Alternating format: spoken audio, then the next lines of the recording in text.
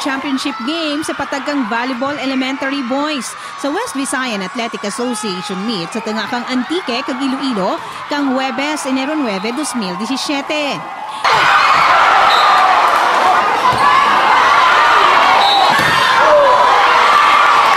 Ginkabigman nga kampyon, wara nangin mahulas para sa mga Antikenyo nga maangken ang pinakauna nga medalya nga bulawan sa Patagang Ball Games sa kasaysayan kang West Visayan Athletic Association meet. Sa namanaan nga nagdangat sa deciding game ang hinampang.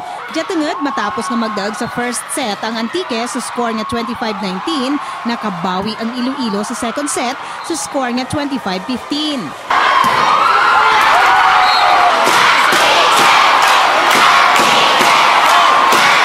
Dito nangin mas hugot ang sipal sa deciding game nga labi pa nga ginpainit ka mga cheers kag chants ka mga supporters.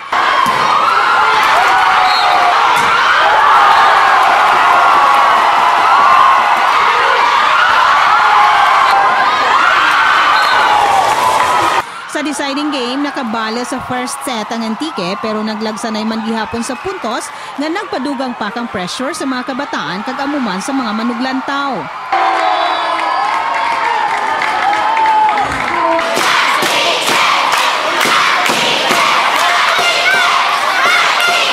Bisan gamay lang supporters kang Iloilo pero agresibo sa pag-cheer nga ginbaslan man kang chance kag cheers kang mga Antique supporters.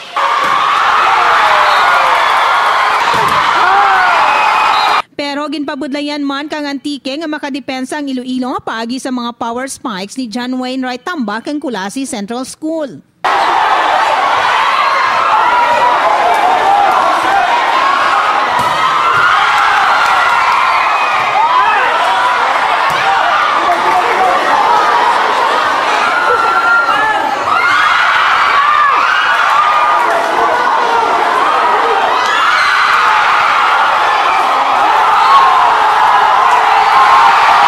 Sa uri, ginkabig nga kampyon ng Antique paagi sa mga buhis-buhay nga pagsalbar kadya kang bola nga swerte nga napasulod sa pihak nga court kag wara ra natigayon nga ma-recover pa kang Iloilo.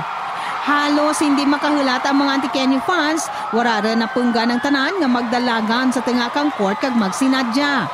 Nagpabutyag pa kang protesta ang Iloilo pero ang desisyon ng mga opisyal ang nasunod nga Antique ang nagdaog sa score nga 28-26. Sa promero halos hindi mabaton ka mga atleta kang Iloilo ang nagkapirdihan pero sanda ang nagpartisipar man gihapon sa awarding.